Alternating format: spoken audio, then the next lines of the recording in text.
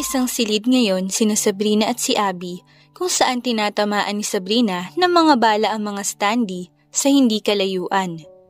Hindi naririnig sa labas ng silid ang tunog ng mga bala. Tanging sa loob lamang umaalingaw-ngaw ang ingay. May proteksyon sa mga mata at tenga si Sabrina.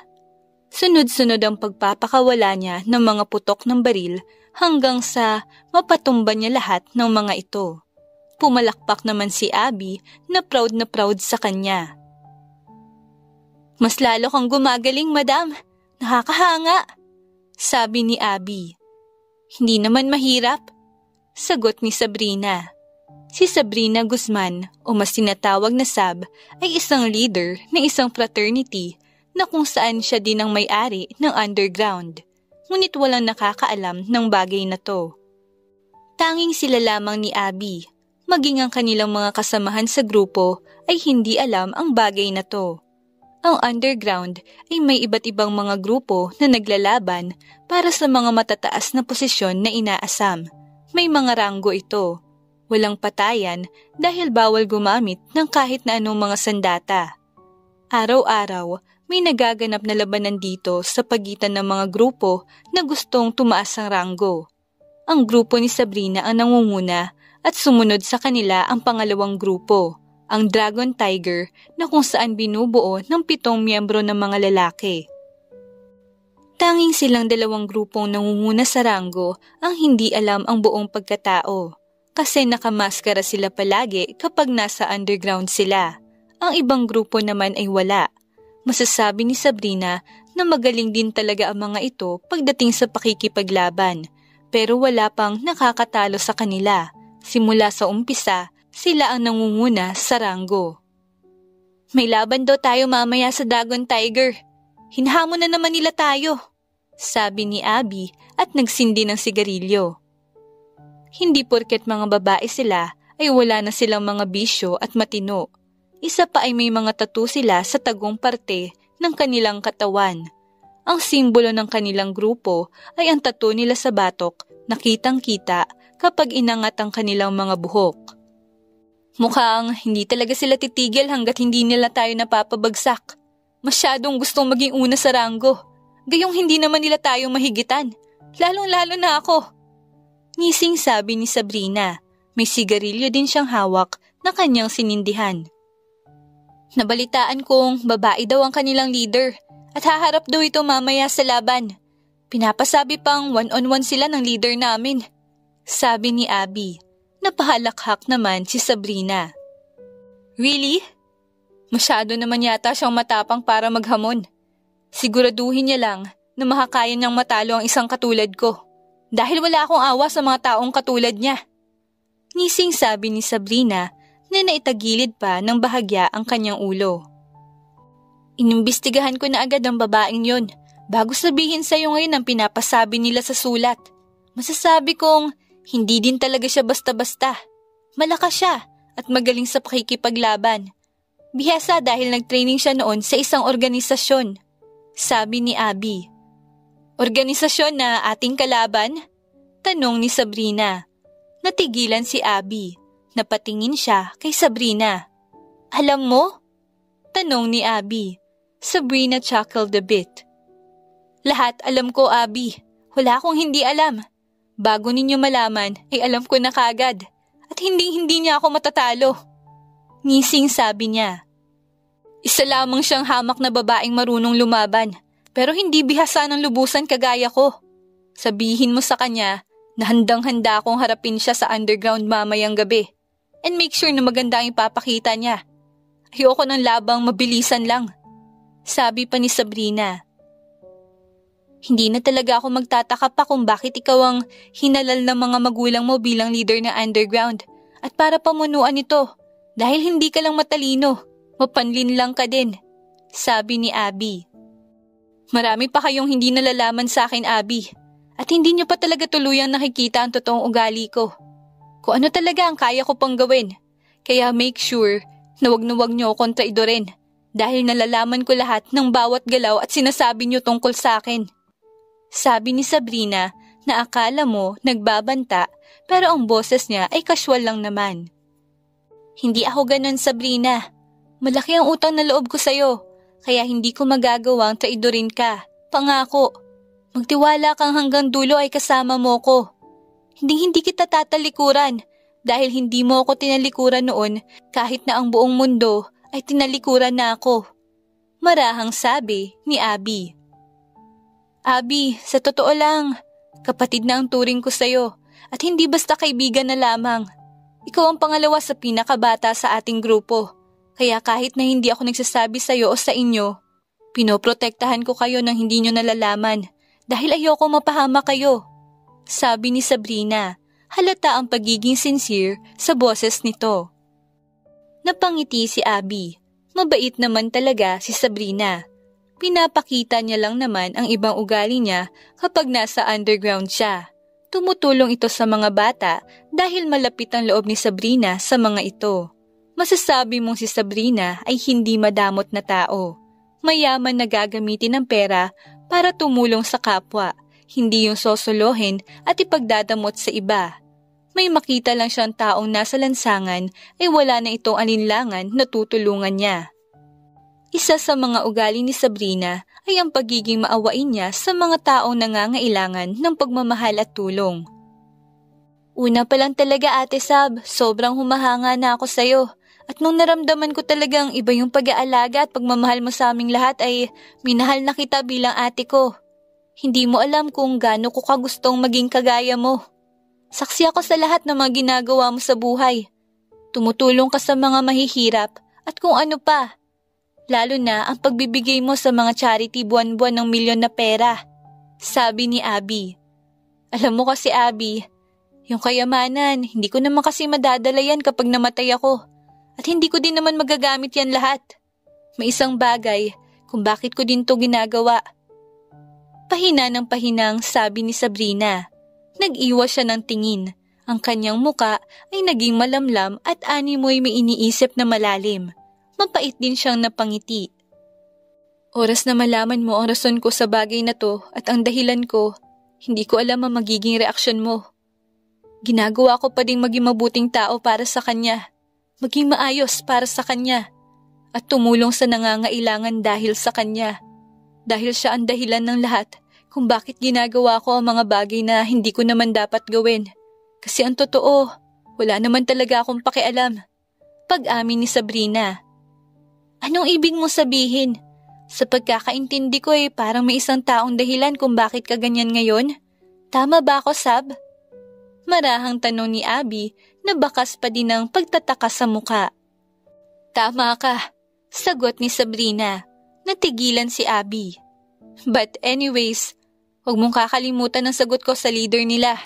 Gusto kong ikaw mismo magbigay ng mensahe ko sa kung sino mang kagrupo niya ang makikita mo. Sabihin mo sa kanyang mali siya ng hinamon. Ngising sabi ni Sabrina at umalis na ito sa harapan ni Abby na sinundan pa siya ng tingin. Sino kaya ang taong yun? Bakit pakiramdam ko napakalaki ng parte niya sa buhay ni leader? Takang tanong ni Abby. Napailing na lamang siya at inayos ang kanyang sarili. Samantala, sa kabilang banda ay ang grupo ng Dragon Tiger. Nasa isang silid sila ngayon. Kanya-kanya sila ng upo sa lapag o kaya naman sa sofa habang nasa harapan nila ang malaking flat screen TV. Mamaya na ang laban, sabi ni Sander. Kaya niya na yan mamaya. Siya naman ang naghamon at hindi naman tayo. Sagot naman ni Jason. Hindi ba natin siya tutulungan mamaya? Hindi basta-basta ang leader ng Lion Queens. Sabi naman ni Escar. Pinasadahan ng mga daliri ni Jocelyn ang kanyang buhok habang pinapakinggan ang kanyang mga kasamahan sa pinag-uusapan ng mga ito. Pinigilan naman na natin siya na huwag niya munang kalabanin to. Usap-usapan pa tayo ng mga taga-underground dahil ilang beses na tayong hindi nanalo sa Lion Queens. Sabi ni Jocelyn na sumingit na sa usapan ng mga ito. Napatingin sa kanya ang iba. Kumakain na ngayon ng popcorn si Jason. Tama naman si boss, kaya hayaan na natin siya mamaya. Panoorin na lang natin kung may magagawa ba ang katapangan niya. Sabi ni Escar. Pero paano kapag namatay siya? Tanong ni Jason na saglit silang tinignan. Aray naman, daing nito nang batuhin siya ni Escar ng unan. Siraulo ka, hindi siya mamamatay dahil unang-una sa rules ng underground yon. Once na pumatay ka, ay tanggal ka sa pagiging kasapi ng underground. Hindi lang yon, dahil maging sa grupo na kinabibilangan mo. At ang malala pa ay ang mismong leader ng underground ang magtatanggal sa'yo ng lahat, sabi ni Escar. Natahimik naman si Jason na maliit na lamang na panguso. Hanggang ngayon, nagtataka pa din ako kung bakit naitatag niya ang underground, gayong hindi naman patayan na nagaganap. Dahil kung sa iba, ay patayan ang meron. Ngunit sa ating leader ay hindi ganon. Iba ang kanyang mga rules na siya nakakapagtaka ng sobra. Singit bigla ni Blazon na binaba ang librong kanyang binabasa. Si Blazon ang pinakatahimik sa kanilang lahat. He is silent but deadly. Tahimik na nakakatakot. Huwag na huwag mong gagalawin ito kapag hindi nagsasalita dahil oras na hindi ito makapagtimpi ay baka mapatay ka niya nang wala sa oras. Pero si Jastren ang kanilang leader na kung saan kinatatakutan nilang lahat. Mahirap ipaliwanag pero si Jastren yung uri ng taong titignan mo pa lang siya ay tatakbo ka na dahil sa sobrang takot. Tingin niya pa lang ay parang nanlalamig at nanghihina ka na. Pakiramdam mo ay mamamatay ka na. Madalang lang din ito magsalita pero nakikijoin naman ito sa kanyang grupo. Sa kanilang lahat ay ito ang mas magaling sa pakikipaglaban. Sa hirap ba naman ng pag-iensayo sa kanya ng mga magulang nito ay talagang hindi mo agad mapapatumba. Galing sa isang magagaling at bihasa sa pakikipaglaban si Jastren. Galing siya sa isang clan na pamumunuan niya balang araw, oras na ibigay na ng mga magulang niya ang posisyon sa kanya. May mga ganun naman talaga. Siguro gusto niya lang na maging mas malakas pa ang mga kasapi ng underground. At isa pa, nabalitaan kong karamihan sa mga narito ay may mga mapait na karanasan. Kaya sila napunta sa underground. Alam niyo naman ang ibig kong sabihin, sabi ni Escar na nagkibit balikat. Alam naman nating lahat ang bagay na yan, pero hindi ba't nakakapagtaka din kung bakit hindi siya nagpapakilala sa ating lahat? May mga tinatago ba siya na baka malaman natin, kaya hindi siya nagpapakita? Tanong naman ni Jason na naging seryoso na ang boses. Isa sa palaisipan ng karamihan ay kung sino ang leader o big boss ng underground, kung ano ang itsura nito at sino ito. Kahit na silang magkakaibigan ay hindi nila alam kahit na ginawa na nila ang lahat para malaman kung sino ito. Pero wala talaga, hindi din ito nagpapakita pa. Ang tanging tinatawag sa kanya ay Devil Queen. Siya na ang nakilala kong napakagaling sa pagtatago pagdating sa totoong pagkatao, sabi ni Escar.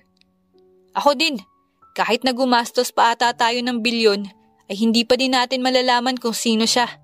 Parang mas mayaman pa nga ito kaysa sa atin. Kahit pagsamahin pa natin ang mga kayamanan natin, ay wala pa din tayong laban sa kanya, sabi ni Jason. Nagkatinginan sila saglit na kapwa mga seryoso ang muka. Araw-araw nilang pinag-uusapan ang leader ng underground.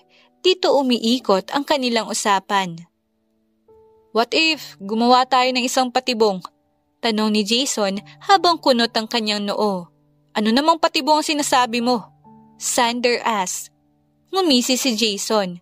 Isang patibong na kung saan mapapalabas natin kung sino siya. Patibong na magiging dahilan para malaman natin ang pagkatao niya. Sagot ni Jason na proud sa kanyang naisip.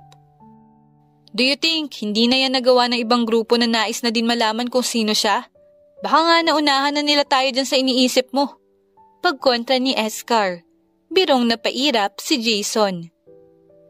Kung nagawa na nila ng maayos, edi dapat alam na natin kung sino siya ngayon para hindi na tayo nahihirapan. Ani Escar. Pwede naman tayong gumawa ng patibong na kakaiba kung saan hindi niya agad mapapansin ang patibong na yon. Kailangan na siya mismo ang lumabas dahil sa patibong na ito. Singit naman ni Jastren na hindi na napigilan ang kanyang sarili. May naisip ka na ba, boss? Tanong ni Escar. Dahan-dahan na umangat ang gilid ng labi ni Jastren. Yes, I have a plan. sabi nito. Dumating ang kinagabihan at naghanda na si Sabrina. Kasama niya ang kanyang grupo pero may isa silang isinama, ang kanyang kapatid, para hindi mahalata na kulang sila kapag nakita ng ibang grupo dahil once na kulang sila ay baka pagdudahan pa. Matalino silang lahat kaya nag-iisip muna sila bago gawin ang kanilang hakbang. Suot nila ang kanilang mga maskara. Hindi nila kasabay si Sabrina na nauna na sa kanila. Mahina ang babaeng yun. I'm sure na wala naman siyang laban kay leader, sabi ni Abby na umirap. Kailan ba natalo ang isang Sabrina? Kahit nga magtulungan pa tayo para labanan at talunin siya ay hindi pa din tayo mananalo, sabi ng kapatid ni Sabrina na si Sabi na umirap pagkatapos ng sinabi. Tama ka dyan, kaya tingnan na lang natin ang babaeng yun.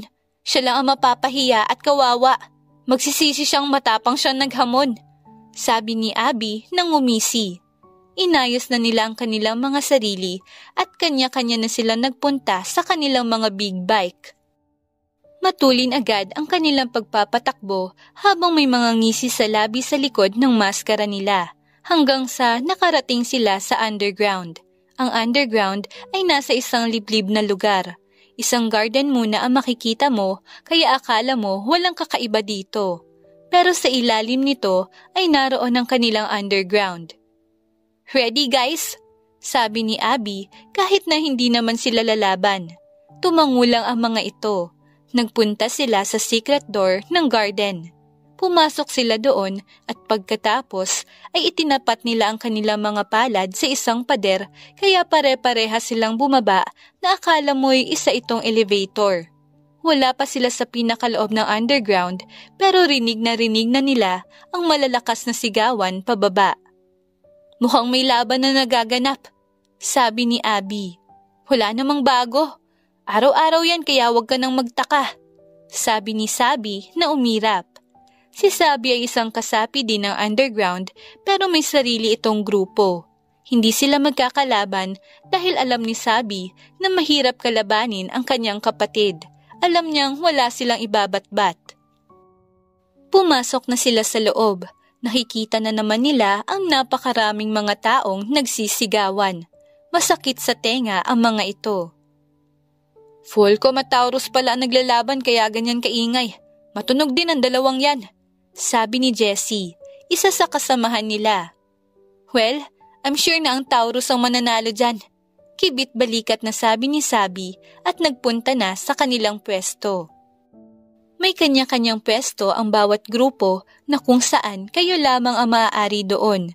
Sa underground ay hindi puro grupo at labanan lamang ang meron. Tinuturuan din nila ang mga baguhan na sumasapi sa kanila. Mga babaeng inapi, hinusgahan, tinapakan ng mga pagkatao na akala mo'y hindi mga tao. Pinagkaitan ng kalayaan at kasiyahan. May mga sinapit na hindi maganda. May mga trauma sa buhay. Yun ang isang nagpapalakas sa mga kababaihan dahil sila ang mas nakakaranas ng ganito. Dahil doon, namomotivate ang mga ito na magpalakas. Na hindi pwedeng habang buhay na maging mahina at hayaan na ganunin lamang sila. May mga kababaihan pa din naman na hindi pa gaanong magaling pero naniniwala ang mga nagsasanay sa kanilang mas hihigitan pa nila ang mga ito balang araw kapag naging maayos na ang lahat. Everyone, may nagbabantay sa bawat kilos at galaw nyo, kaya mag-ingat kayong mabuti. Kumilos lang kayo ng normal, sabi ni Sabrina sa kanilang earpiece kung saan magkakakonekta sila sa isa't isa kaya kapag may sasabihin ang sino sa kanila ay kanilang maririnig. Sino? Tanong ni Abby. I can handle this. Basta alam niyo na ang gagawin ninyo. Papunta na din ako sa stage pagkatapos ng laban ng dalawang grupo. Sagot ni Sabrina. Wala nang umimik sa kanila. Tahimik lamang silang nanonood. The winner is Falcon! Malakas na sigaw ng MC. Mukhang Falcon ang naghamon. Halatang gustong-gustong matalo ang Taurus. Pinaghandaan masyado. Naiiling na sabi ni Sabrina habang naka-cross legs. Kung tatanggalin ng kanyang maskara ay maldita ang mukha niya. Iba yung aura na meron siya. nakakatakot at parang kakainin ka ng buhay. Habang tahimik ang mga ito, ay totoo nga may nagbabantay sa kanilang mga kilos at galaw. Samantala, dumating na ang grupo ni Jastren. Nakasuot din sila ng kanilang mga maskara. "Good luck! Kaya mo na yan at ikaw ang may gusto niyan, kaya panindigan mo," sabi ni Escar na pagakpang tumawa kay Maris na inirapan siya sa likod ng maskarang suot nito. "Ako pa ba? I'm sure na matatalo ko siya. At confident ako, no?" Taas noong sabi ni Maris. "Sabi mo yan pero sure akong hindi Pangaasar ni Escar para makaramdam ng irita si Maris. Hindi niya nagustuhan. "Huwag kang masyadong epal. Kanino ka ba talaga kampe, ha?" Inis na tanong nito. "Kasama ka namin pero sorry ha. Sa kanya kasi ako Nakita ko na siya kung paano lumaban at wala kang binatbat dun." Ngising sabi ni Escar. Naging masama ang tingin ni Maris sa kanya. "Gana, akyat ka na sa stage at baka mawala pa yung confidence mo, matalo ka pa." Naaasar na naman si Maris pero hindi na siya nakipagtalo. "Good evening everyone. Tonight, masasaksihan nating lahat ang kakaibang laban sa pagitan ng isang leader ng isang grupo at ang reyna ng underground na ito." Anunsyo ng babaeng MC na nakangisi. "What?" Gulat na tanong ni Maris. Nagbulungan naman ang karamihan. "Ano? Nandito ngayon ang reyna ng underground?" "Gago, nakita niyo bang mukha niya? Babae ba o lalaki siya?" "Malamang babae. Sinabi ng reyna, di ba?" "Grabe, mukhang intense nga ito at kakaibang labanan na mangyayari dahil reyna yun." "Wow, nagulat ako Di ko inaasahan ng bagay na to. Ito siguro ang sinasabi kanina pa na pasabog. Sabog talaga ang lahat sa gulat." "Wala daw nakakita sa reyna. All this time, babae pala ang reyna. Kutob ko na din naman yan pero hindi ko akalain na totoo pala. Ako din, nakakagulat. Pero tingnan natin kung paano siya makipaglaban, lalo na at magaling din ang kanyang kakalabanin. Sino kaya ang naghamon? Sure ako hindi ang reyna kasi imposible, pero nakakapagtaka na pumayag siya. At ngayon ay nai-reveal na babae nga talaga ang may-ari ng underground. Siguro abangan na lang natin, baka naman hindi siya nakamaskara. Gosh, nai-excite ako makita siya." "Me too, I'm excited." Iba't iba at halo-halong mga bulungan ang umalingaw-ngaw sa buong underground. Pagtataka at excitement ang nababakas sa kanilang mga muka. Naging tahimik ang lahat na umakyat na si Sabrina sa stage kung saan nakikita siya ng lahat. Ngunit hindi ang kanyang muka. Hubog pa lang ng katawan niya ay malalaman mo na talagang babae ito. Ang kanyang tindig ay nakakatakot na animoy inaangkin din ang stage. Sinasabing sa kanya ito, pagmamay-ari niya ito. Ang kaninang sigawan na napakalakas ay biglang nawala. May mga natakot sa lakas ng presensya ni Sabrina sa stage. "Hindi siya ang hinamon ko, kundi ang leader." Napatigil si Maris sa pagsasalita. "Ikaw na lang ang hinihintay ng lahat, kaya kung ayaw mo mapahiya, ay umakyat ka na lang sa taas at labanan siya sa abot ng makakaya mo. Hindi ka na makakapag-back out ngayon." Seryosong sabi ni Escar na nasa tabi ni Maris. Sa looban ni Maris ay nais niya na lang tumakbo palayo. Nakaramdam din siya ng takot at umaatras na siya. Ayaw niyang makipaglaban dito. "Hindi naman kasi siya ang kakalabanin ko, Escar," giit ni Maris. "Labanan mo, Maris. After this, malalaman na natin kung sino ang reyna." Bulong ni Escar at iniwan na siya. Marami na ang nakatingin sa kanyang kinatatayuan hanggang sa umakyat siya ng may tapang sa stage. Magkatapatan na silang dalawa ngayon. "Mukhang magandang labanan ang mangyayari. Ito ang unang beses na nagpunta ang reyna sa underground at ang bumungad pa sa kanya ay isang laban. Nakakahanga, di ba?" Tanong ng MC. Walang umimik sa mga nanonood. "Mukhang excited na kayo sa magaganap. Kaya wag na nating patagalin pa at simulan na ang laban." Sigaw nito at umalis na sa gitna ng dalawang babae. Kapwa walang kumikilos sa kanila na inaabangan naman ng lahat. Napangisi si Sabrina sa likod ng maskarang suot niya. Siya na ang dahan-dahan na naglakad palapit kay Maris na natulos lalo sa kanyang kinatatayuan. Gusto niya na talagang umatras dahil pakiramdam niya talaga ay hindi niya kakayanin na kalabanin ito.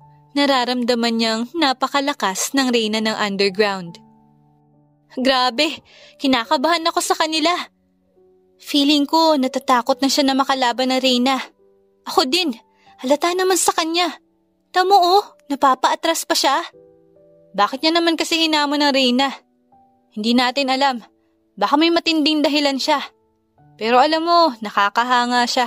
Kasi siya lang may lakas ng loob na gawin yon. Tapos sa reyna pa. Nagawa niyang mapalabas ang reyna na ganun lang. Nai-excite ako sa laban nila. Pero mukhang walang magpapatalo. Sure ako ang reyna ang panalo dyan. Huwag muna tayo makasigurado. Lalo na't hindi pa natin nakikita ang reyna pagdating sa pakikipaglaban. Baka reyna lang siya, walang binatbat. Baka kapag ang leader ng Devil Queens ang lumaban sa kanya, ay matalo siya. Teka, speaking of leader nila, what if siya pala ang reyna? Naisip ko din yan, pero hindi. Dahil nandyan ang leader nila kasama pa nga nila. Ay, oo nga. Bakit kaya wala pang nangunguna sa kanila? Salita bigla ng MC sa mic. Hello my dear Maris. Nakakakilabot ang boses na bati ni Sabrina kay Maris na bahagyang nanlalaki ang mga mata sa likod ng maskara niya. Bakit? Parang pamilyar sa akin ang boses na yun. Pero hindi ko matukoy kung saan ko siya narinig. Ani Maris sa kanyang isipan. Diba, dapat ang leader ng Devil Queens ang kalaban mo? Tanong ni Sabrina. Paano mo nalaman? Tanong ni Maris. Pagak na natawa naman si Sabrina. Ako ang reyna, Maris, at wala akong hindi nalalaman. Sabi nito. Pero, bakit ikaw ang makakalaban ko? Tanong ni Maris. Napangisi naman si Sabrina. Kasi, gusto kong lumabas na ako. Pagod na akong magtago at itago ang pagkatao ko. Hindi ba, hinahanap niyo din naman ako at ng grupo mo? Kaya heto, nandito na ako. Sabi ni Sabrina para maistatwa na si Maris. Mas lumapit pa si Sabrina sa kanya. Inilapit nito ang kanyang bibig sa tenga ni Maris. Kung ako sa inyo, huwag niyo nang balakin na alamin pa kung sino ako. Dahil magugulat na lang kayo kapag nalaman ninyo at hindi kayo makakapaniwala. Kaya pakisabi sa totoong leader nyo na itigil na ang bagay na yan. Kinalibutan si Maris sa bulong nito. Ano ba talaga ang balak mo? Kasi ako, hindi ako makikipaglaban sa'yo. Pag-amin ni Maris. Alam ko naman yan. Hindi naman kita lalabanan. May awa pa din naman ako kahit papano. May ipapasabi lang ako. Sabi ni Sabrina. Ano? Mahinang tanong ni Maris. Sabihin mo sa totoong leader nyo na wag siyang papayag sa kasal na gusto ng mga magulang niya para sa kanya. Bulong ni Sabrina. Kasal? Maris asked. Don't ask for more, Maris. Sabihin mo na lang sa kanya ang sinabi ko sa'yo. Mariing sabi ni Sabrina. Napasinghap si Maris at dahan-dahan namang lumayo na si Sabrina. Nagtataka si Maris sa ibig sabihin nito pero nagpapasalamat siya. Anong nangyayari? Bakit bigla na lang umalis ang reyna? Ano kaya ang pinag-usapan nilang dalawa at nagkaganyan na lang? Hindi kaya magkakilala sila? Baka hindi nila kayang saktan ng isa't isa kasi malapit sila. Nakakaloka naman silang dalawa. Masyado nila tayong ginagawang tagahula. Curious tuloy ako kung anong sinabi ni Rina sa kanya. Everyone, attention! Ani ng MC para mapatahimik na naman ang mga nagbubulungan. Isang linggong walang magaganap na labanan at sinasabi ng Reyna na wala munang pupunta dito sa underground simula ngayon. At ang malaman na pumunta dito ay magkakaroon ng violation. Dagdag nito at pagkatapos ay wala nang kasunod. Ay, salamat. Salamat naman kung ganun. Makakapagpahinga din sa wakas. Lah, gusto ko nga dito palagi sa underground dahil sa mga labanan. Pero okay na din kung wala muna. Samantala, what happened? Anong mga sinabi niya sa'yo? Bungad nila kay Maris na nakayuko ng bahagya. Napatingin siya kay Jastren na nakaupo. May pinapasabi siya kay Jastren at alam niyang hindi naman talaga akong leader. Sagot ni Maris. Nagkatinginan ang mga ito. Let's go home. Kailangan nating mapag-usapan ang bagay na yan. Seryosong sabi ni Jason. Umalis na sila sa loob ng underground at kapwa walang nagsasalita sa kanila habang nasa loob ng sasakyan. 2 sasakyan ang kanilang gamit. Sa kabilang banda naman, ang grupo ni Sabrina, nakauwi na sila at ngayon ay nag-uusap sila. Anong sinabi mo sa kanya? Bakit ganun na lang? Tanong ni Abby na nag-umpisa. Tinanggal na nila ang kanilang mga maskara dahil sila-sila lang naman ang magkakaharap. Sinabi ko lang naman na sabihin sa totoong leader nila na huwag subukan na umuo sa kasal. Sagot ni Sabrina para kumunot ang noo ng mga ito. Ha? Anong kasal? Takang tanong ni Jelay. Nais ng mga magulang namin na ipakasal kaming 2. Pero ayoko. Dahil ayoko ng arranged marriage. At ayoko magpakasal sa lalaking hindi ko naman mahal. Sinabi sa akin ni Mami na kapag hindi pumayag ang leader nila si Jastren ay walang kasalan na matutuloy. Kaya dapat hindi siya pumayag. Sabi ni Sabrina na sumandal sa sofa. So, dahil lang doon? Pero paano pag pumayag siya? E di ikakasal kayong 2? Ganun ba? Tanong ni Sabi. Yes, at ako na mismo ang gagawa ng paraan para hindi siya pumayag. Buwisit na kasal naman to. Ito ang magpapahamak sa akin at sisira sa buhay ko Di ko naman type ang lalaking yun. Iling na sabi nito. Anong hindi type? Gaga, ex mo yun, baka nakakalimutan mo. Sabi ni Sabi para samaan siya ng tingin ni Sabrina at nag-peace sign na lang siya. Matagal na kaming wala at baka nakalimutan niya na nga yun, no? Dahil high school pa yun. Marami nang nagbago, kaya I'm sure na nakalimutan niya na yun. Ani Sabrina. Hindi ka sure dyan at baka malay mo, ikaw pa din ang mahal niya at umaasa pa din siya na babalik ka. Naghihintay pa din siya, you know. Ngising sabi ni Ella. Huwag nga kayong mag-isip ng ganyan dahil wala tayo sa isang teleserye. At wala akong pakialam kung may nararamdaman pa siya sa akin. Basta ako, hindi ko na siya mahal. Sabi ni Sabrina. Hindi kami naniniwala. Sabay-sabay na sabi ng mga kasamahan niya na kapwa nakangisi. Napailing na lamang si Sabrina. Ex-boyfriend niya si Jastren. 3 taon din silang 2 at talagang minahal ito ni Sabrina. Ito kasi ang kauna-unahang lalaking nagpatibok sa kanyang puso at naging dahilan bakit naging straight na babae siya noon. Tomboy kasi siya noon, pero na makilala niya si Jastren ay nagbago siya bigla. Maganda at maayos ang samahan nilang 2 hanggang sa isang araw ay nakipag-break na lang si Jastren sa kanya, ni hindi niya alam ang dahilan kung bakit. Tanging ang sinabi nito sa kanya ay pagod na siya at hindi na siya mahal nito. Dahil doon ay sobrang nasaktan si Sabrina kaya sinumpa niyang hinding-hindi na siya magmamahal pa ulit. Naging iba na ang pananaw niya sa mga lalaki. Isa sa rason kung bakit naging ganito si Sabrina ngayon dahil sa sakit na naramdaman niya. Hindi niya akalain na sa tagal nilang nagmamahalan ay gano'n na lamang masisira sa malabong dahilan. Wala naman kasi siyang ginawang hindi maganda. Lahat ng pagmamahal niya kay Jastren ay binuhos niya to the point na wala na siyang naitira sa sarili niya kaya galit ang naramdaman niya kay Jastren at ayaw niyang makita ang pagmumukha nito at baka masuntok niya lang ito sa muka. 3 araw ang lumipas pagkatapos na nangyari. Sa mansyon ng mga gamak. Are you sure na gusto mo siyang pakasalan? Nasa iyo pa din ang desisyon. At napag-usapan namin ni Mare na walang magaganap na kasalan kapag ayaw mo. Sabi ni Mrs. Gamak sa kanyang anak. Nasa isang lamesa sila ngayon at may mga nakahandang mga pagkain. dadating ang pamilya ni Sabrina kasama siya. I'm sure, Mom.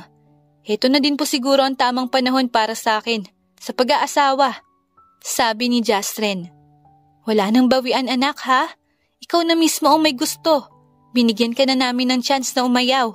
Marahang sabi ni Mrs. Gamak. Sure po ako, Ma'am. Hindi na din naman po ako bata. Kailangan ko na din talaga mag-asawa. Sabi ni Jastren. Mabait naman si Sabrina, son. Di ko kwento na namin siya sa'yo maging ang mga magulang niyang nagpupunta dito. Kilala mo na din naman siya, pero hindi pa sa personal. Sabi ng ama.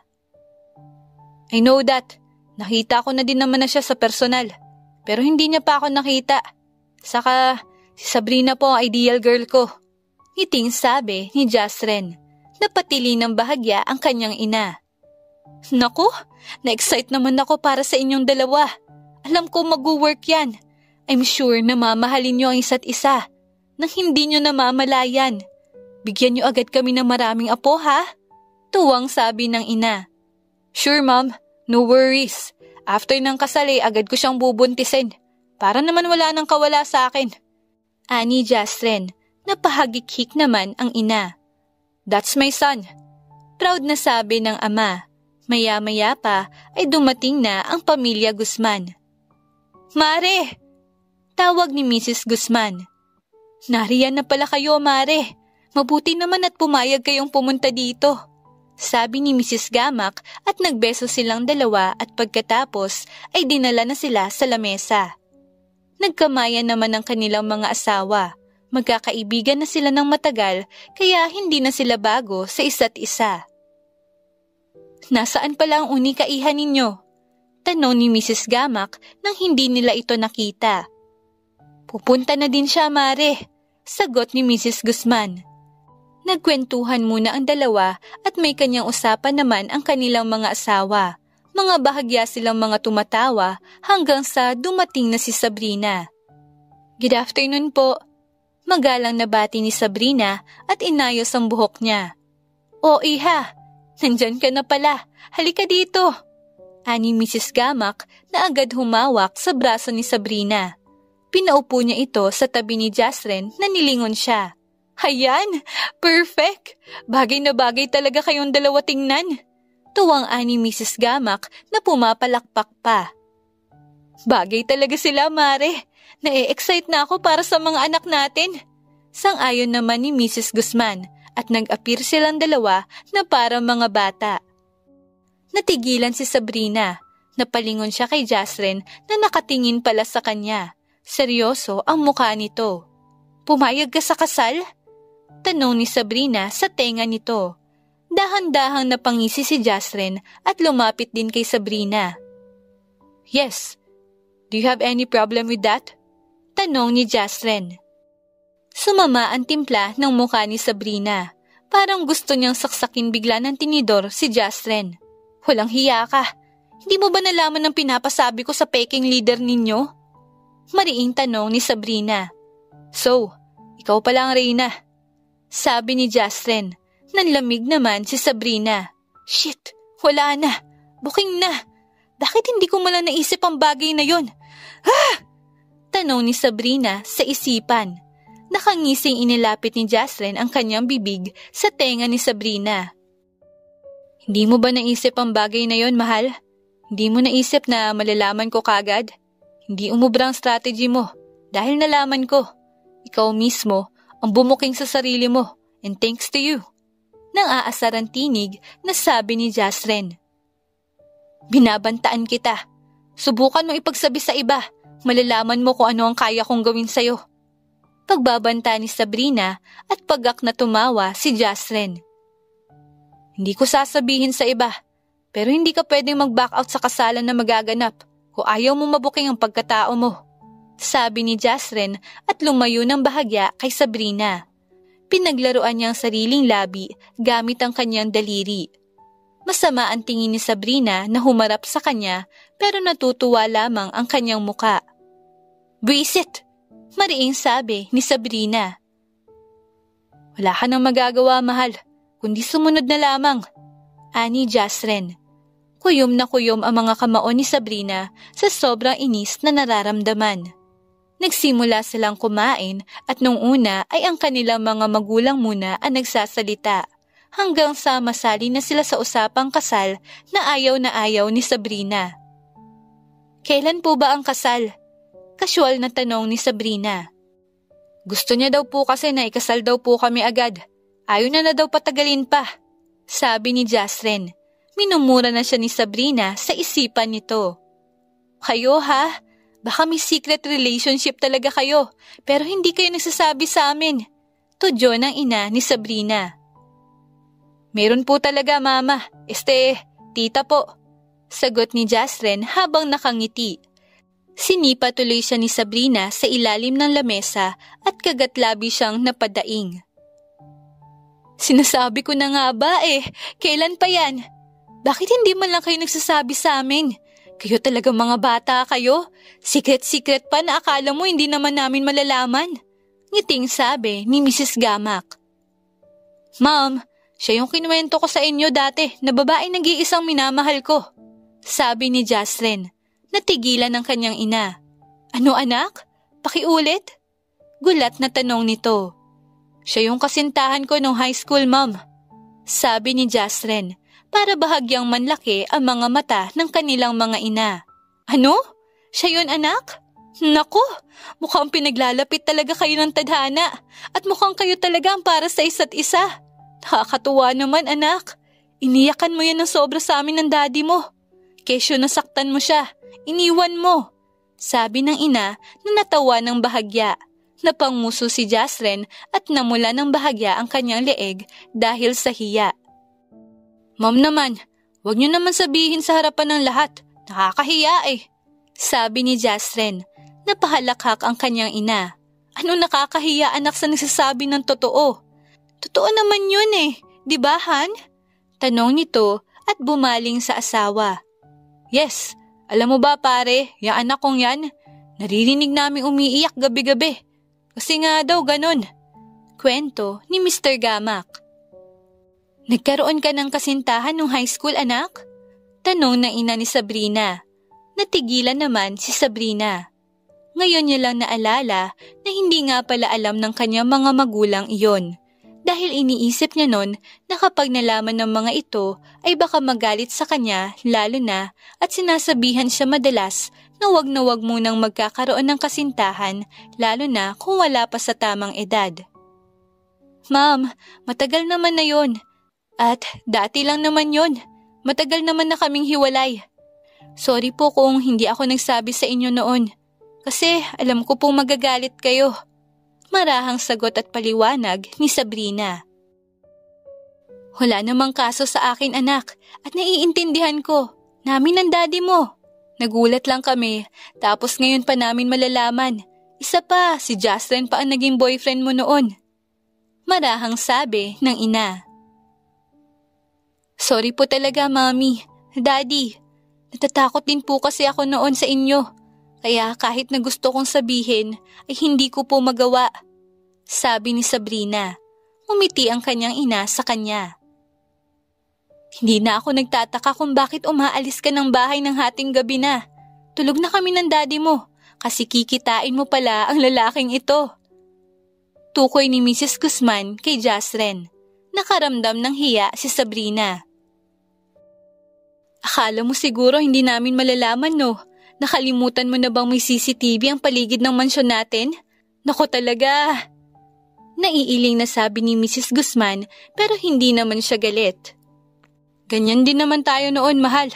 Tumatakas din tayo parehas sa mga magulang natin para lang makita ang isa't isa. Sabi ni Mr. Guzman. Namula ang mga pisngi ni Mrs. Guzman nang maalala iyon. Magtigil ka nga dyan, ani Mrs. Guzman sa asawa at kinurot pa ito. Bahagya lang namang natawa. Mga kabataan talaga ngayon ay wala ding pagkakaiba sa atin noon, ani Mrs. Gamak. Wala talagang pinagkaiba, pero natutuwa ako ngayon dahil silang dalawa pala noon. Pero ngayon ba mga anak, kayo pa din ba? Tanong ni Mrs. Guzman. Kunot ang noo. Hindi na po. Matagal na po kaming hiwalay simula nang iwan po ako ng anak ninyo. Si Sabrina ang sumagot.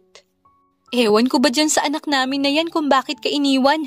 Pero hayaan mo na at siya naman ang nagsisisi. Sa sobrang ganda mo, paniguradong maraming mga kalalakihan na nagagandahan sa'yo at I'm sure na gustong gusto ka. Kaya ikaw anak, siguraduhin mo sa pagkakataong ito ay hindi na mawawala pa si Sabrina sa'yo dahil ikaw talaga ang kawawa. Biro ng ina ni Jasren na seryoso na ang muka. I'll make sure of that, ma'am. Kung kailangang buntisin para hindi na makawala, ay bubuntisin ko talaga siya. Sabi ni Jasren. Napaumi si Sabrina at napairap. Pero ang tanong, may nararamdaman pa ba kayo sa isa't isa ngayon? Tanong ni Mrs. Gamak na siyang ikinatigil nilang dalawa na napatingin sa isa't isa pero agad din namang nag-iwas. Matagal na po kaming tapos na dalawa at kung tutuusin po ay ayoko po sa kasalan na ito. Sabi ni Sabrina. Saglit na natahimik ang mga ito hanggang sa napatikhim ang ina ni Jasren. O siya, magsikain na muna tayong lahat at pag-uusapan natin ang bagay na yon. Hindi pwedeng ipilit ang isang kasal na hindi nyo pala mahal ang isa't isa dahil mahirap matali, sabi ni Mrs. Gamak. Tahimik silang kumain at ang tanging nag-uusap ay ang kanilang mga magulang.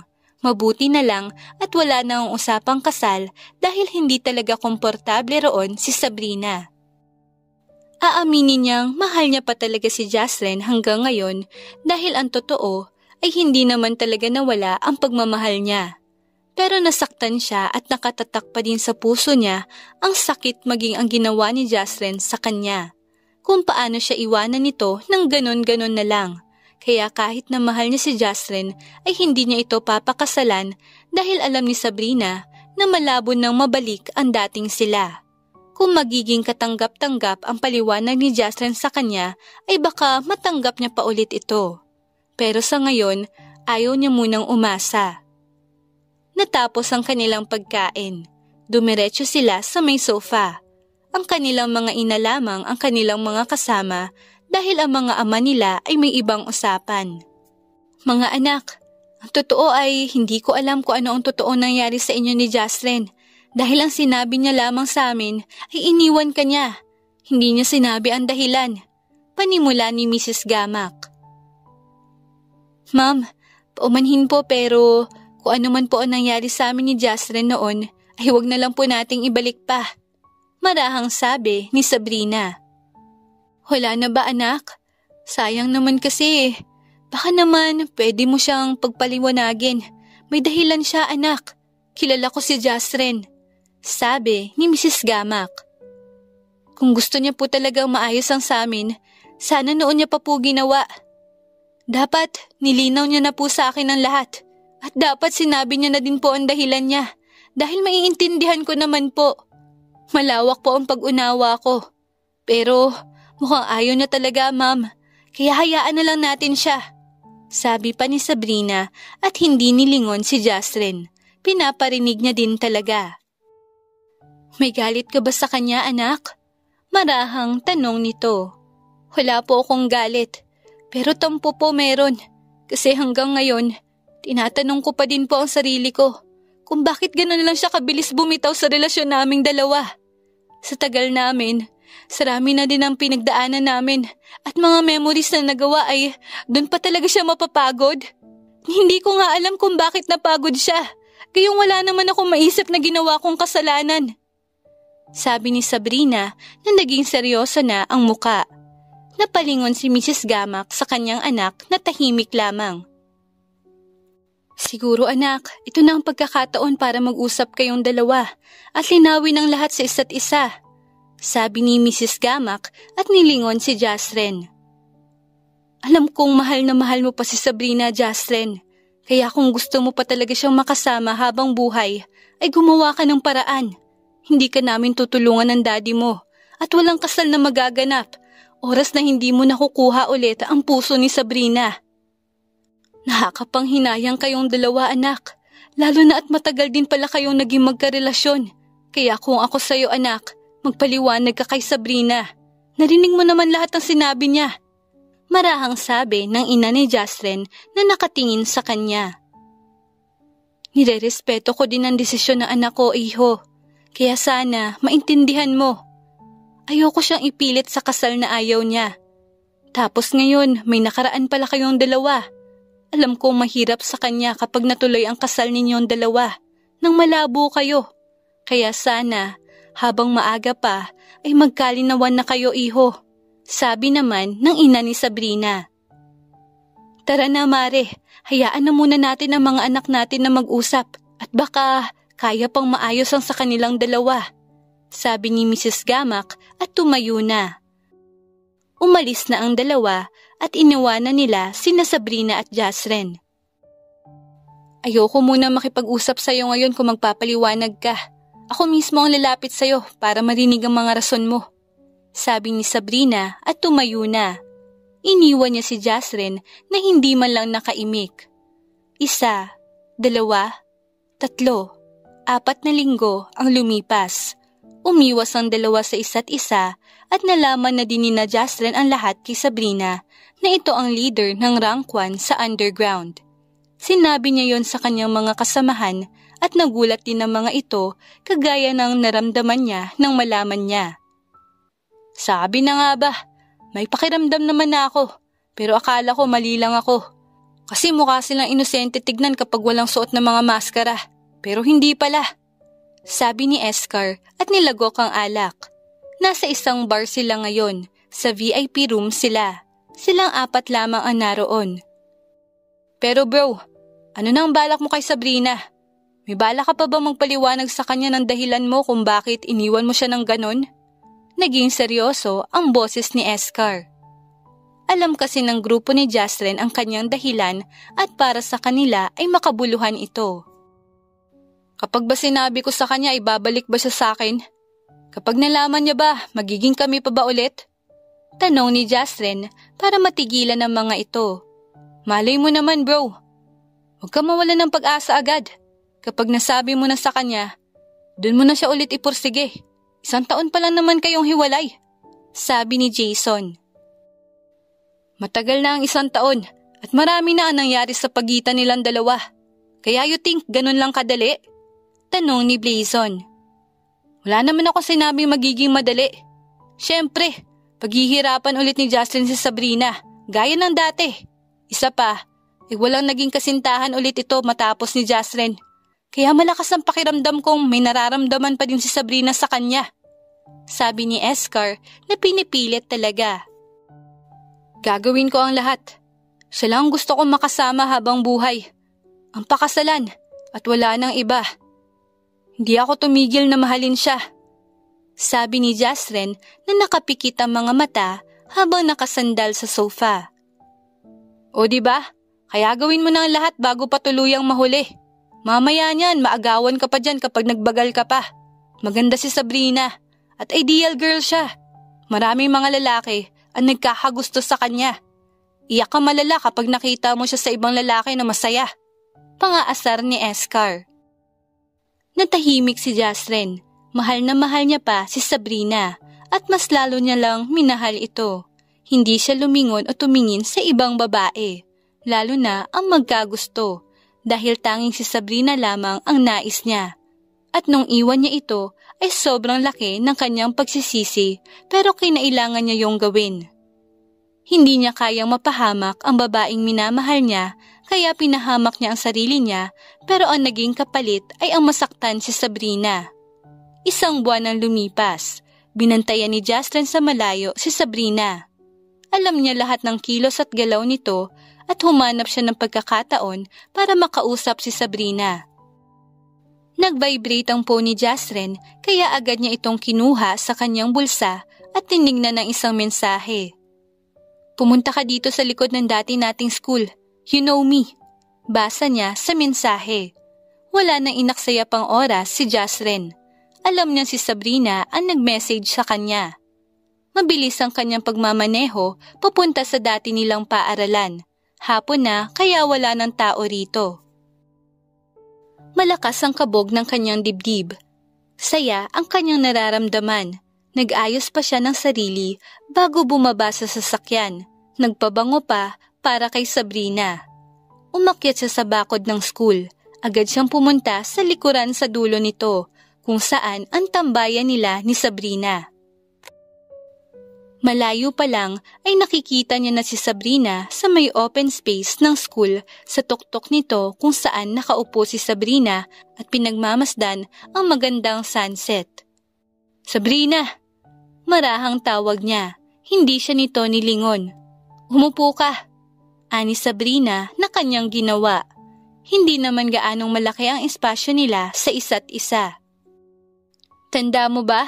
Dito ang unang pagkikita natin. Tapos, dito din yung first kiss nating dalawa." Nakangiting kwento ni Sabrina at ipinikit ang kanyang mga mata.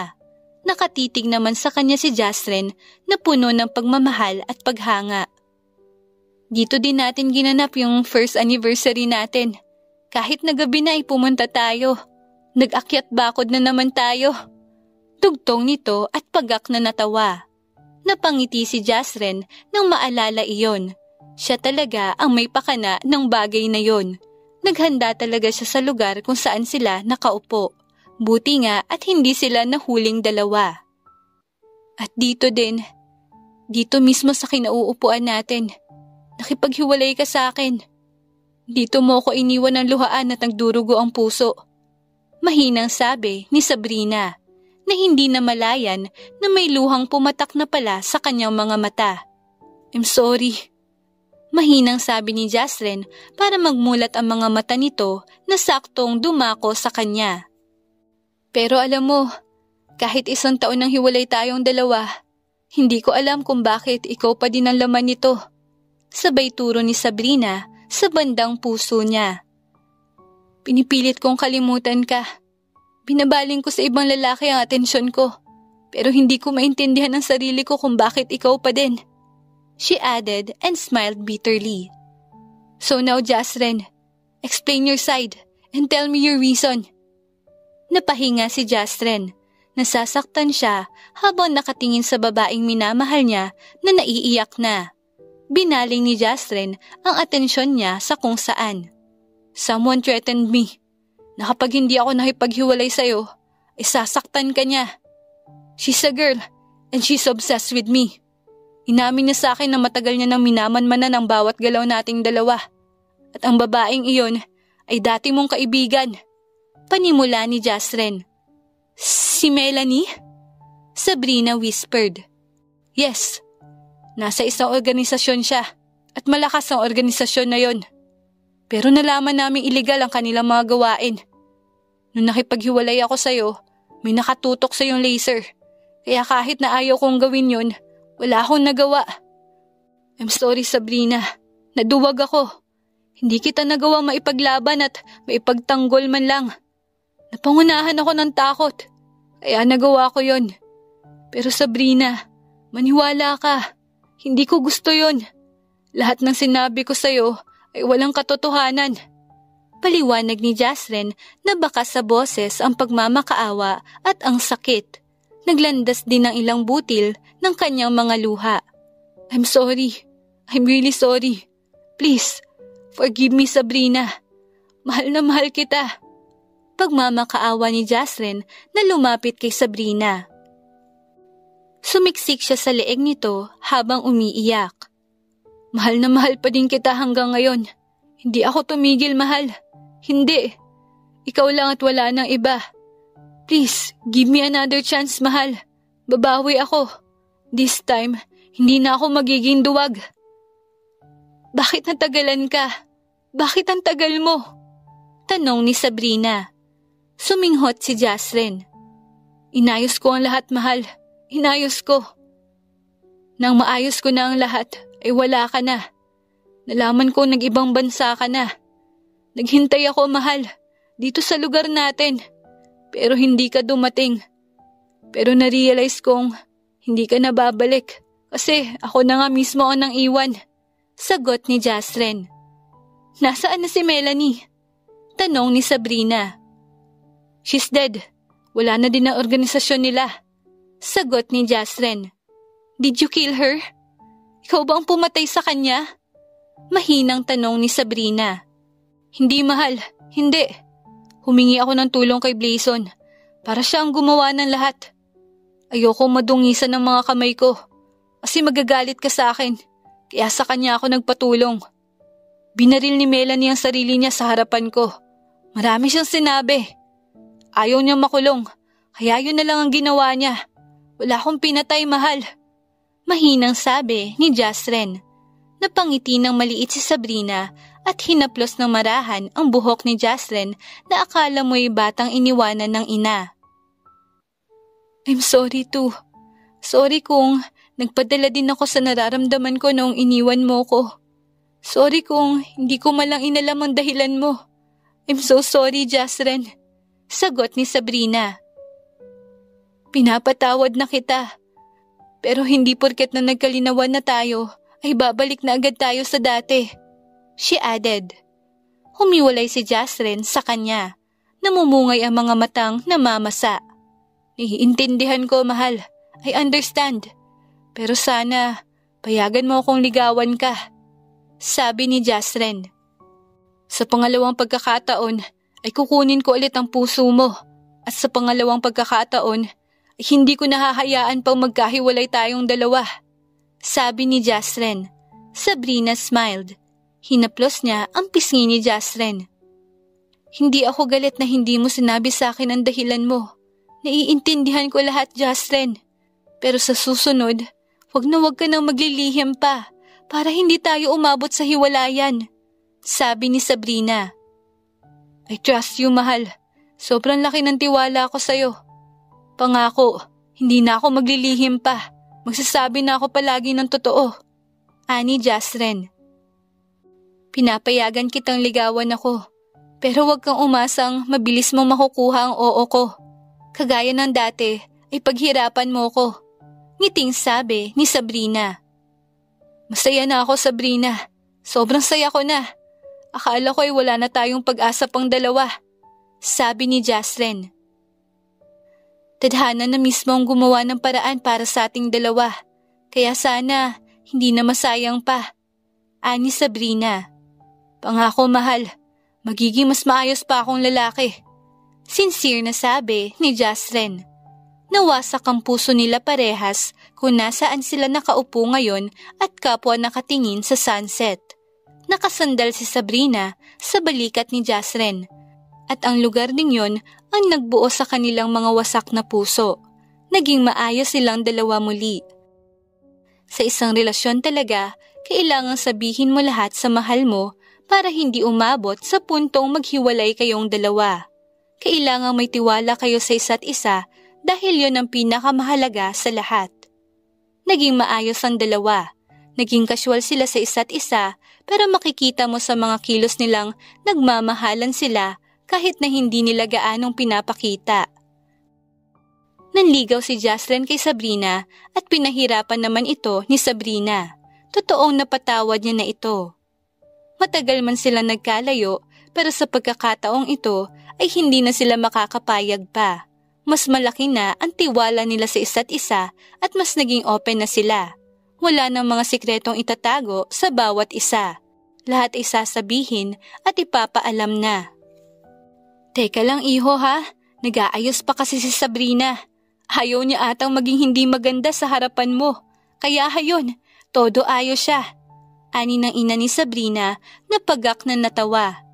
Ayos lang po, tita. Makakapaghintay naman po ako. Pero hindi niya na kailangan magpaganda pa kasi sobrang ganda niya na po sa mga paningin ko. Kamot ulong sabi ni Jasren. Ay, alam mo naman ang anak ko na yon, iho. Ayaw niyang maging pangit sa mga paningin mo. Aniya.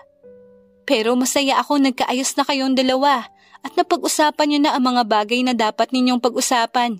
Dagdag nito. Malaki po ang pasasalamat ko kay Sabrina dahil binigyan niya po ako ng pangalawang pagkakataon na patunayan po ang sarili ko sa kanya. Sabi ni Jasren. Karapat-dapat naman kayo sa isa't isa, iho.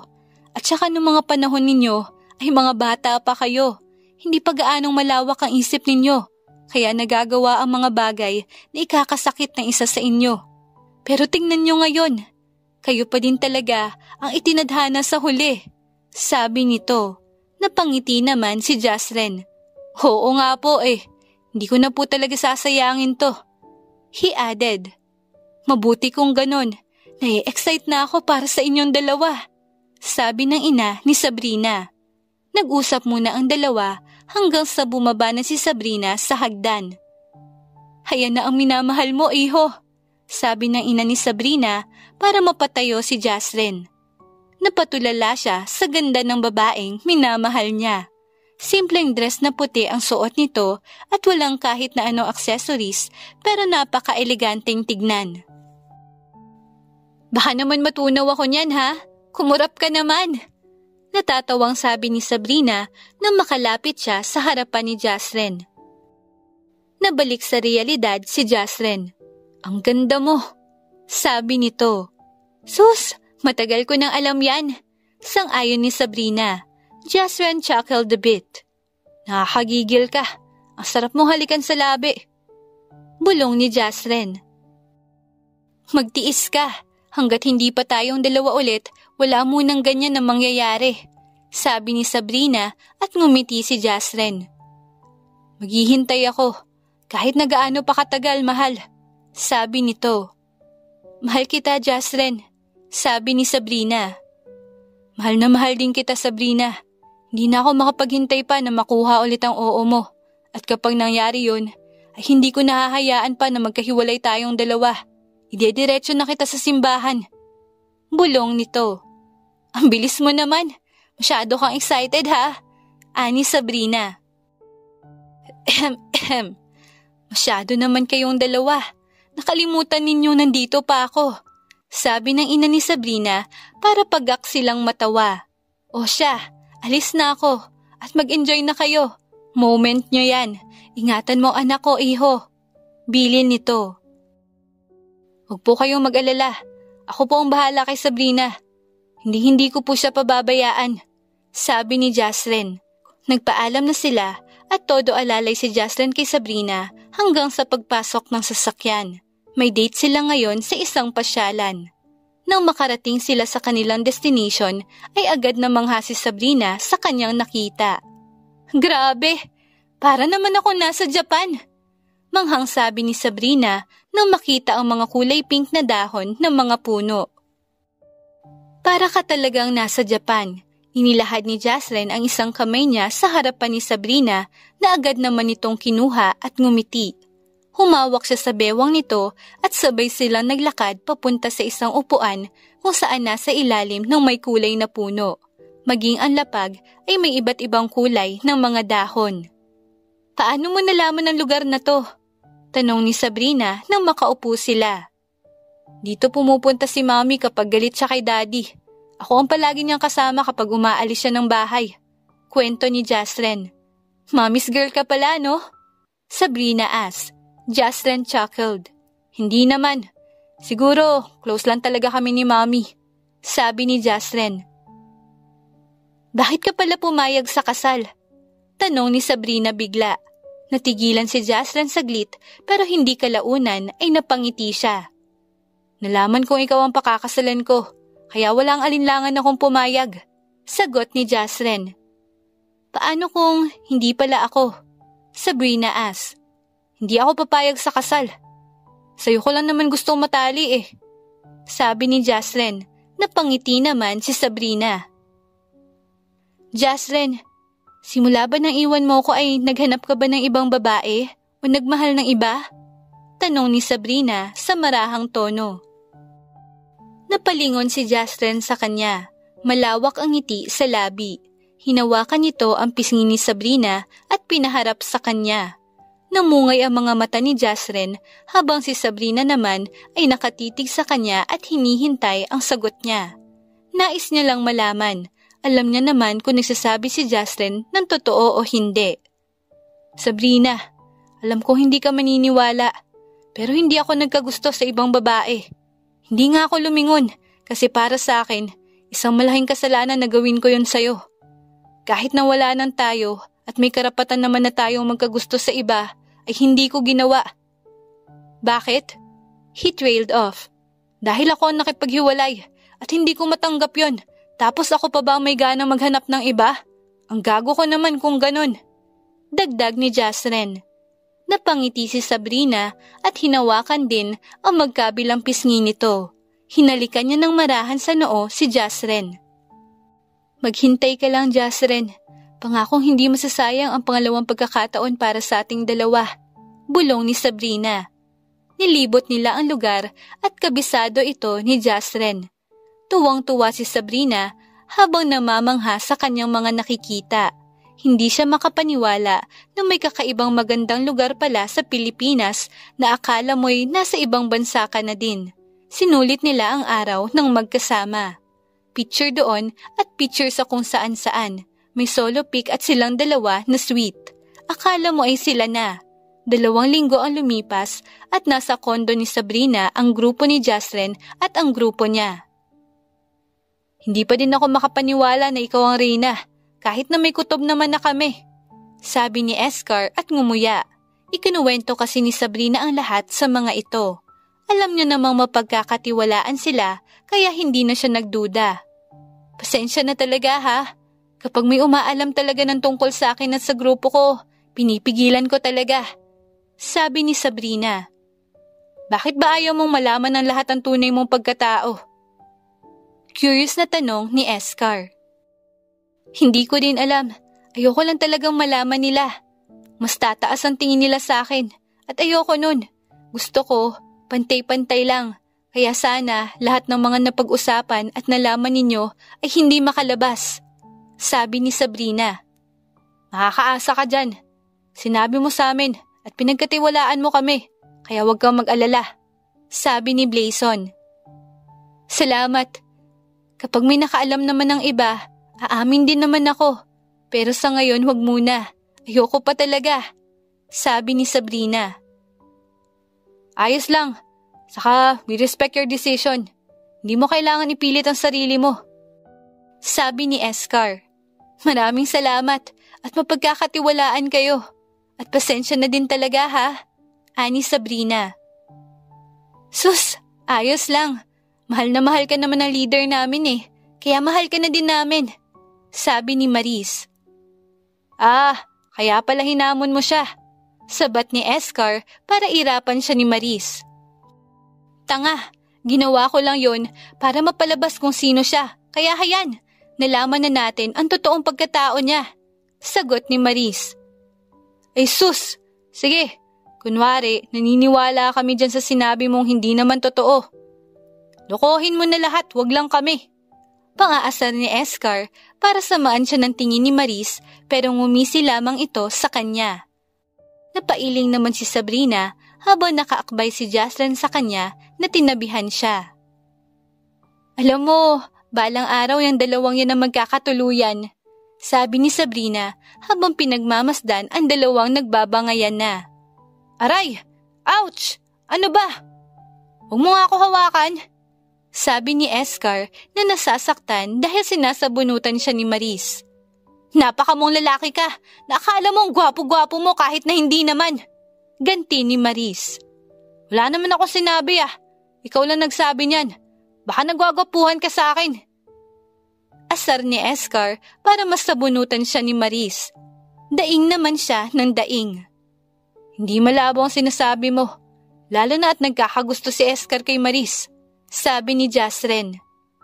Bagay naman silang dalawa, pero araw-araw maingay ang bahay nila kasi puro sigawan. Sabi ni Sabrina, napatingin si Jazren sa kanya. Tayo kayang dalawa, nagbabangayan din kaya tayo sa loob ng bahay? Tanong ni Jazren, nilingon siya ni Sabrina. Hindi, sa kwarto lang, hindi sa harapan ng magiging mga anak natin ha? Saka hindi naman yung bangayan talaga. We need to be matured pagdating sa mga ganong bagay. Sabi ni Sabrina, hinalikan ni Jazren ang gilid ng kanyang ulo.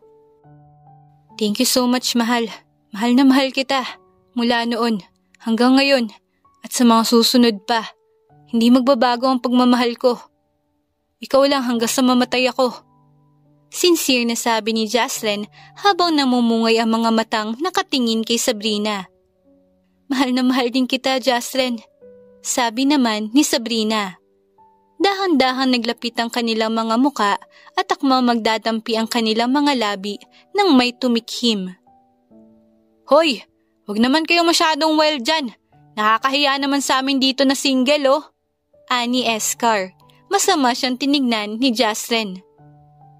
Masyadong panira. Gigil na ani ni Jasren. Pwede naman sa susunod ah. Wag naman kayo sa harapan namin na maghalikan. Nakakainggit kaya. Ani Escar. Binuhat na lang ni Jasren si Sabrina. Natawa naman ito sa kanya. Enjoy! Dahan-dahan lang ha! Sigaw ni Escar. Natawa naman si Sabrina. Ngumuso si Jasren. Huwag mo akong tawanan dyan, mahal. Bitin na nga eh. Ani Jasren. Ang cute mo, mahal. Sabi lamang ni Sabrina.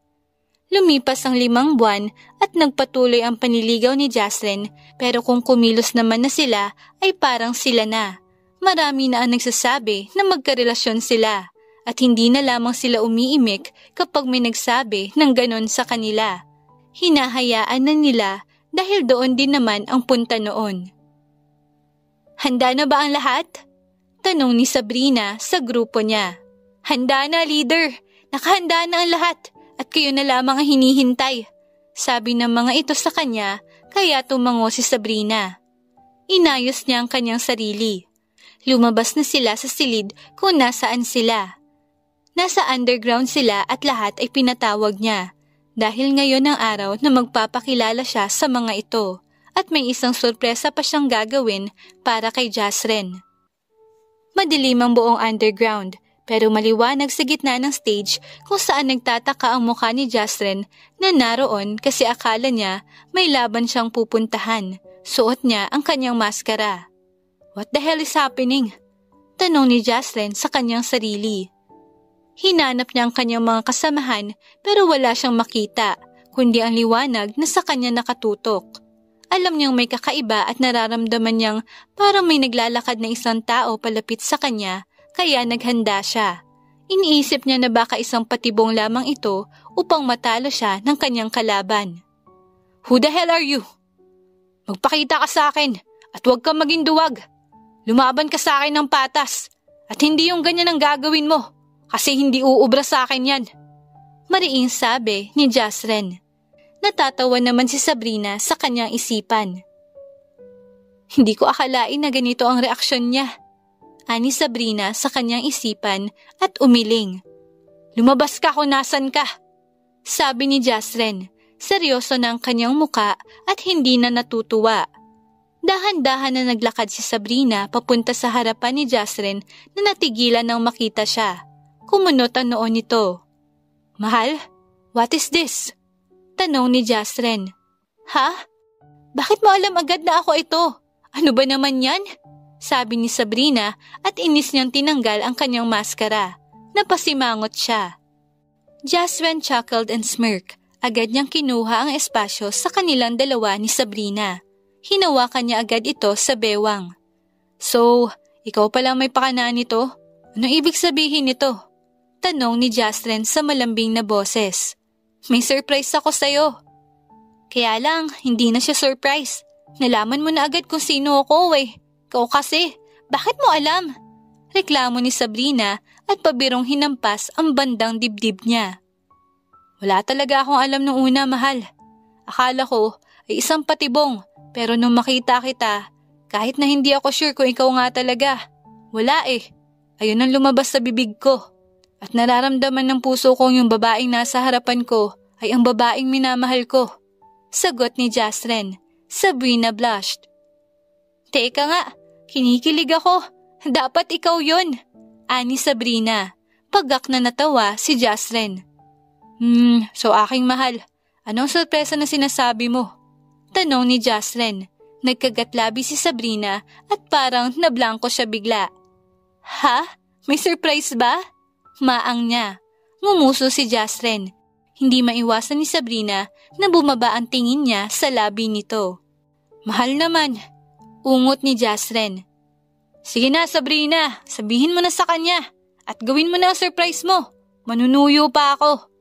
Sigaw ni Escar sa kung saan. Manahimik ka nga. Ani Maris sa kanya. Napadaing si Escar pero tumahimik ulit. Jasren, una sa lahat, Gusto kong sabihin at malaman mong kahit na sinaktan mo ko, ay ikaw pa din ang mahal ko. Hindi nawala kahit na taon ang lumipas. At yung paliwanag mo, ayos na sa akin. Nawala yung tampo at galit na nararamdaman ko sa'yo. Yun lang naman ang hinihintay ko, Jasren. Sinabi ko talaga no na magpaliwanag ka lang, babalik ako sa'yo. Panimula ni Sabrina. Natigilan si Jasren at may ideya na siya sa sinasabi nito. Sabrina, ani Jasren. Ngumiti si Sabrina at lumayo ng bahagya sa kanya. Magkatapatan ng kanilang mga muka. Alam kong marami pang dadating na pagsubok sa ating dalawa, lalo na kapag dumating na ang puntong ikakasal tayo at bubuo ng pamilya. Pero sa ngayon, Jasren, nais kong malaman mo na tumigil si Sabrina. Malakas parehas ang kabog ng kanilang mga dibdib. Gusto kong malaman mo na sinasagot na kita. Girlfriend mo na ako ulit. Pagpapatuloy niya. Natulala saglit si Jasren hanggang sa mapasigaw siya. Yes! Girlfriend ko na ulit siya! Thank you, Lord! Mahal na mahal kita! Mahal na mahal kita, Sabrina! Sigaw ni Jasren at hinapit ang bewang ni Sabrina. Thank you, Sabrina. I love you so much. Promise, hindi ka na muling masasaktan ng dahil sa akin. At pangakong walang mananakit sa'yo, sabi ni Jasren. Naglandas ang ilang butil ng luha ni Sabrina. Sobrang saya ko, Jasren. Ang saya sa pakiramdam at ang gaan na nasabi ko na ulit sa wakas na ako ay sayo na ulit at ganun ka din sa akin. Ani Sabrina. Huwag ka na umiyak, mahal. Ani Jasren at hinalikan ng mga mata ni Sabrina na lumuluha. Ipangako mo sa akin na kahit anong mangyari, hindi na tayo maghihiwalay pa o magkakalayo pa. Palagi tayo magsasabi sa isa't isa kahit na maliliit na bagay. Ani Sabrina. You don't need to say that, Sabrina. Dahil sasabihin ko na talaga lahat. Mahal na mahal kita. Maraming salamat, mahal ko. Malambing na sabi ni Jasren. Si Sabrina na ang nagdampi ng kanilang mga labi kasabay ang pagbukas ng mga ilaw. Nagpalakpakan ang lahat sa kanila. Sana all! Ang sweet nila! Kinikilig ako. Bagay na bagay sila. Tama yan! Sigaw ni Escar pero hindi pinansin ng dalawa. Masaya ang lahat para sa kanilang muling pagbabalikan at sa kinatatayuan nila ay doon din sila nagpakasal at naging saksi ang lahat ng tao. Wakas.